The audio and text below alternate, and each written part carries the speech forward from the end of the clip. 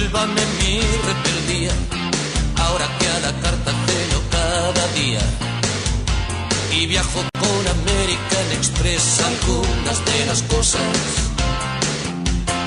Oiga, doctor, ¿qué imagina? Vamos a hablar con un doctor porque hoy retomamos el ciclo de salud cardiovascular que iniciamos el año pasado con Cardiocentro de la Asociación Española, y estos días se celebra la Semana Mundial de Sensibilización sobre el consumo de sal.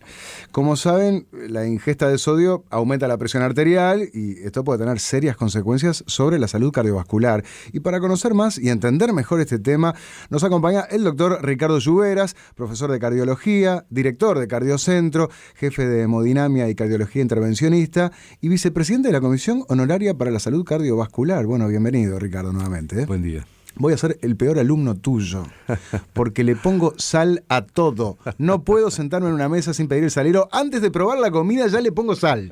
¿Tá? Y mira, viene Fablet, porque él sabe que es así. ¿Cómo andás, doctor? Consulta. Para los hipertensos que tenemos la presión controlada con lo que sea, ¿no? ¿Podemos usar sal? O sea, porque yo le pongo sal y tengo la presión baja, pero soy hipertenso porque estoy medicado. La menor cantidad de sal posible. Fuiste. Vaya nomás. Vamos a ordenar la pregunta. ¿Pero por qué se insiste tanto con disminuir el consumo de sodio? A ver, ¿qué pasa en el cuerpo? ¿Qué pasa en los vasos sanguíneos y en el corazón cuando comemos con mucha sal? El problema es que la sal, se retiene a nivel del cuerpo.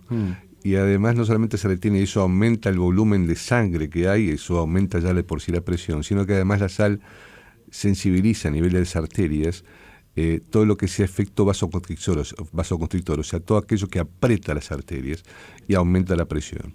Ajá. Entonces, es un mecanismo de aumento del volumen de sangre por un lado y por otro lado de sensibilización de las arterias para que la presión esté todavía más alta. Y entonces, eso a la postre, ¿qué puede ocasionar? Y lo que puede ocasionar es justamente a niveles poblacionales, por ejemplo, a nivel epidemiológico es muy claro eso, que las poblaciones que consumen mucha sal tienen más prevalencia de hipertensión arterial indiscutiblemente. Y entonces, pero eso voy, ¿qué pasa cuando las arterias, digamos, que se erosionan o cuando tenés una presión muy alta a lo largo de los años? ¿Cuál es el riesgo de que ocurra qué? Y lo que pasa es que la hipertensión arterial, o sea, la consecuencia del consumo de sal en exceso, entre otras cosas, es la hipertensión arterial. Y la hipertensión arterial es uno de los enemigos más importantes que tenemos los cardiólogos y la medicina en general. Mata a muchísima gente, y no solamente mata a mucha gente, sino que invalida a mucha gente. Pero específicamente, ¿por qué? ¿Qué es lo que ocurre? La hipertensión mata de dos maneras. Mata en forma brusca, o sea, es el accidente cerebral típico, que por suerte es, digamos, cada vez menos frecuente, porque la tendencia es que la gente se controla un poco más la presión, y la tendencia a crisis hipertensivas graves es un poco menor en el mundo, pero igual eso existe. O sea, que se rompa esa arteria, ¿no? Que genere, por ejemplo, un accidente cerebrovascular. Exactamente, un drama terrible que es el accidente cerebrovascular hemorrágico. Claro. Pero la otra forma, quizá menos dramática, pero más frecuente, es la que nos mata a poco, o sea, que es todo lo que agrede la presión alta a nivel de las arterias se va acumulando a lo largo del tiempo, y eso entonces determina que la persona a lo largo del tiempo puede hacer infartos, puede hacer accidentes cerebrales no hemorrágicos sino de otro tipo, pero que son accidentes cerebrales al fin, o sea, por obstrucción de las arterias cerebrales, que te pueden generar secuelas, insuficiencia renal, o sea, problemas en las piernas, alteraciones en las piernas de obstrucción arterial, todo lo que es la consecuencia de la patología aterosclerótica que hay a nivel de todas las arterias y en los cuales la hipertensión arterial es uno de los factores mayores. Está claro.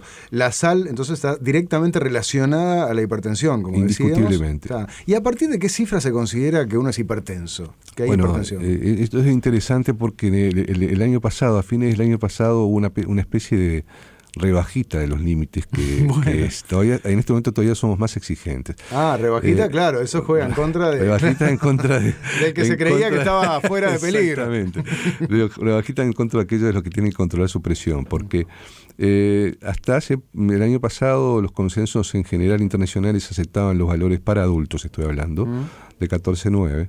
Sin embargo, en un consenso norteamericano, esencialmente norteamericano del año pasado, que por supuesto es muy serio, ese valor se bajó a 13,8. Entonces, en el momento actual hay quienes, esto es un consenso y hay expertos que no están de acuerdo con este consenso, pero otros sí, de que la presión debería ser menos de 13,8. hasta 13,8 Claro. en un adulto. O sea que el concepto, más allá de los valores que nosotros pongamos, es que la presión tiene que ser baja. Cuanto más baja, mejor en realidad. Lógicamente el límite es muy bajo de presión, la tolerancia es muy mala, pero la mayoría de la gente se muere por hipertensión y no por hipotensión. Ajá, claro. Ahora, ¿qué pasa si la señora nos está escuchando o el señor nos está escuchando ahora, se mide la presión y le da 13,8? ¿Qué dice? ¿Soy hipertenso? No, no porque está en el límite, ¿no? En el límite, digamos, de este consenso. ¿Cómo se define entonces si uno es hipertenso? Bueno, hay varias formas. La forma más común es hacer varias medidas consecutivas de la presión, y si los valores están por encima de 13,8, por lo menos en dos tomas, por lo menos consecutivas, eso ya se define el paciente como hipertenso. Eso es un consenso más o menos aceptado a nivel universal, de que no debe ser una sola toma, sino que tiene que ser varias. Sí. Uno de los consensos establece 2 tomas consecutivas. El estrés también puede hacer subir la presión, sin ¿no? duda. Ahí soy un ejemplo también muy claro. Bueno, hay un estudio que se llama MAPA, ¿no? Que es como un holter que a uno le va midiendo durante 24 horas, ¿no? La presión a lo largo del día, ¿no? Sí, y me imagino que es muy útil justamente por eso, ¿no? Para evitar la presión puntual en determinado momento y saber, bueno, en tu dinámica habitual, qué es lo que te pasa. Lo que pasa es que hay varios métodos de tomar la presión. Uno de ellos es el MAPA. El MAPA tiene criterios también que no son exactamente iguales que la presión de consultorio, pero que es una forma muy buena porque permite evaluar la presión durante 24 horas. O sea, eso es obvio que da más información que la simple toma de una sola medida. Bien. Ahora, a la hipertensión se le llama la asesina silenciosa, porque puede no dar síntomas, ¿no? Y por eso decimos la importancia de tomarse la presión, ¿no? De controlarse la presión arterial. ¿Cada cuánto tiempo uno debe hacerse esta medición? Bueno, yo empezaría por los niños, ¿no? Porque en los niños es dramático que una buena parte de los niños no saben qué presión tienen. ¿Es común que haya niños hipertensos? Sí, se calcula que hasta un 10% de la población infantil puede tener hipertensión arterial. Y entonces los niños deberían, si es un niño sin problemas, porque si es un niño con problemas hay que hacerlo antes, pero si es un niño sin problemas, después de los 3 años tendría que tener por lo menos una medida de la presión arterial a lo largo de su evolución infantil, y después hacerlo en forma regular. No está muy pautado cada tanto, pero por lo menos saber que la presión es normal en varias tomas a lo largo de su infancia. Y en el caso de los después adultos, en el adulto ya la cosa cambia, porque en los adultos jóvenes hasta los 40 años se puede aceptar si no tiene ningún antecedente importante que sea cada 2-3 años. Si tiene algún antecedente relevante familiar o propio esa persona, tiene que ser anual, y ya después de los 40 años hay que hacerlo anualmente, por lo menos. ¿Anualmente? Anualmente. Ojo, si la persona no es hipertensa, si ya se define como hipertensa, hay que hacerlo más de una vez por año. Claro. Hay que hacerlo con la consulta médica correspondiente y tomarle la presión. Claro. Pero en forma preventiva, una persona que no tiene antecedente de hipertensión adulta, por lo menos una vez por año se la tiene que tomar. Un oyente dice, si me tomo la presión y me da 19-12, ¿es peligroso? Es peligroso, sí. O sea, ¿eso es un pico? ¿Se llama pico de eso presión? Es un pico hipertensivo. ¿A partir de dónde hay un pico? Y está ahí en 19-20 de presión sistólica, y para la diastólica un poquito más, un poquito de entre 13, pero es un valor importante que hay que bajarlo. Y a ver, eso me interesa, ¿no? Porque 19-12, capaz que estos números son chinos. ¿Importa la relación entre un número y el otro? ¿Qué marca una y otra cifra, no? Sí, sobre eso se ha debatido mucho. Ahora ya estaba muy claro que las dos son malas, tener las dos presiones elevadas. En general van en concordancia, ¿no? Generalmente no hay una gran disociación entre una y otra, pero puede haberla. Pero lo habitual es que se estén en concordancia. Por ejemplo, 19-12. Y las dos son malas, o sea, tanto la presión sistólica como la diastólica son malas, hay que bajar las dos. Digamos que la presión sistólica o la alta, que a partir de 14 ya es para preocuparse, sí. ¿no? Y la otra... A partir de... han bajado los criterios, ¿no? Hasta antiguamente decíamos 9, ahora es 8. Bien. Y en relación a esto, bueno, obviamente hay que consultar por un pico de presión, me imagino, ¿no? Pero también están las consecuencias a largo plazo de las que hablábamos, ¿no? Dentro de ellas, entonces, bueno, puede ser directamente morir, ¿no? Por un accidente cerebrovascular, ¿no? Hasta todas estas otras cosas que, como decíamos, ¿no? Pueden complicar la vida, ¿no? La calidad de vida, ¿no? Sin duda. Eso es uno de los problemas. O sea, la hipertensión es un problema de salud en todos los países del mundo. sin duda, y más en los países donde las infecciones no tienen tanta prevalencia como pasa en nuestro país. Las enfermedades no transmisibles son la causa más frecuente de mortalidad en el Uruguay. Bueno, la hipertensión, ¿qué tan común es en Uruguay? ¿Hay un estudio al Sí, respecto? claro. Las últimas cifras que se saben son de una referencia, de un estudio, una encuesta que hizo hace unos 5 años, donde en el global de la población adulta había un 36% de hipertensión. 36%. Bueno. En esta Semana Mundial para bajar el consumo de sal, se proponen 5 pasos, que, bueno, va a ser difícil que yo los pueda implementar, pero tratemos de hacer algo por lo menos, ¿no? Vamos a recordar cuáles son esas pautas. Colar y enjuagar los alimentos enlatados y comer más frutas y verduras frescas. Lo segundo, pues a lo primero me da mucha pereza, pero porque colar y enjuagar los alimentos enlatados. Lo que pasa es que los alimentos enlatados tienen mucha sal. Para la conservación, eso es un clásico de la civilización. Comemos sal porque conservamos los alimentos. Claro. O sea, claro. ¿Se acuerda del tasajo? Claro, exactamente. Los albores de la patria, ¿no? Entonces, el motivo de la sal, en realidad, del ingreso de la sal en la dieta del ser humano está vinculado a la conservación de los alimentos. Y ahora las conservas tienen mucha sal. Por lo tanto, si la conserva tiene mucha sal, hay que sacársela, eso es indiscutible. El tema es que te quedas sin gusto, ¿no? Es lo que muchos dicen.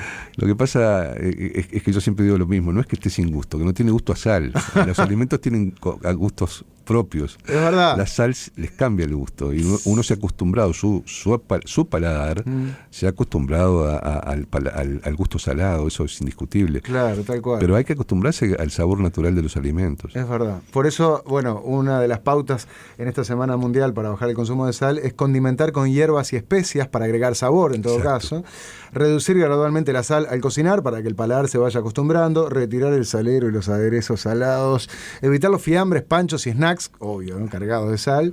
Y revisar las etiquetas al momento de hacer las compras. Exactamente, ¿no? Sí. El tema, yo les diría, en términos prácticos, hay que evitar todo aquello que tiene gusto a sal. O sea, lo que tiene gusto a sal es salado, si tiene sal, sin duda. Ajá. Entonces, eso es un poco lo que hay que evitar.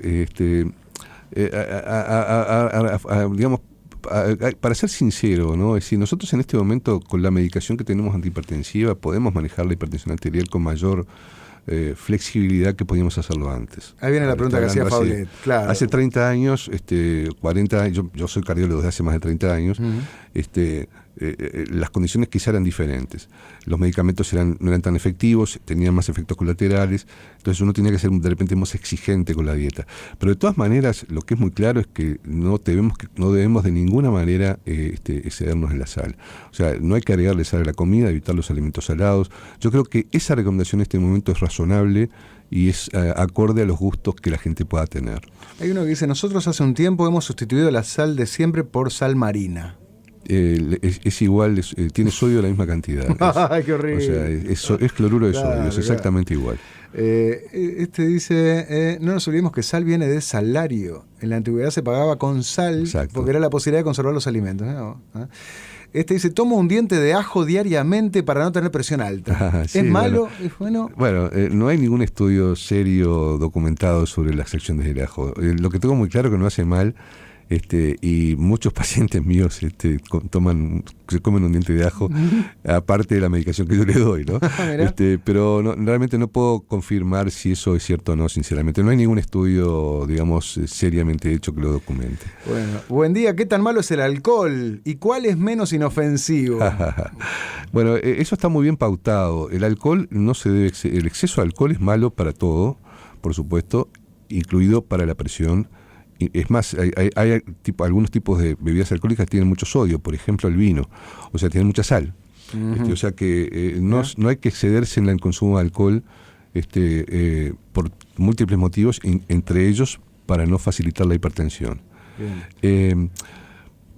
La Organización Mundial de la Salud acepta como razonable que una persona pueda tomar hasta una medida promedio de alcohol diaria un vaso de vino, por ejemplo.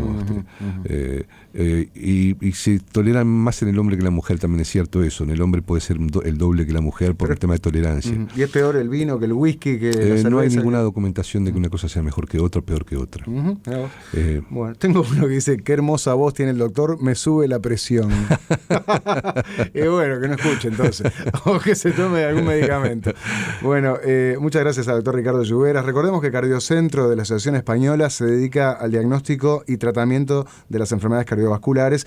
Entre sus servicios incluye hemodinamia y cardiología intervencionista, cirugía cardíaca, electrofisiología y estimulación cardíaca e imagenología cardíaca, todas cosas de las que hemos hablado el año pasado y vamos a seguir hablando en este año. Pueden conocer todos los servicios y procedimientos que realiza Cardiocentro en su web, que es www.cardiocentro.uy.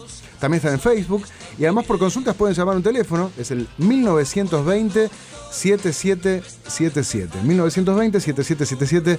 Bueno, doctor Ricardo Lluveras, muchas gracias por toda esta información y ahora queda en nuestra conciencia, ¿no? Tenerla en cuenta o no. Bueno, muchas gracias a ustedes. Que pase bien, hasta la próxima. Vamos a la tanda y seguimos poniendo las cosas en su sitio. Solo